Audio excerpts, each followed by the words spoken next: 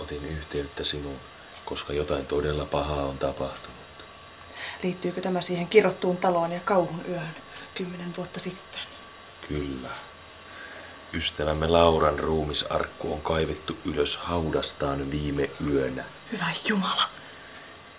Mutta eihän se välttämättä tarkoita, että... Myös Lauran tekemä symboli oli tuhottu Jumalan unohtaman talon edestä.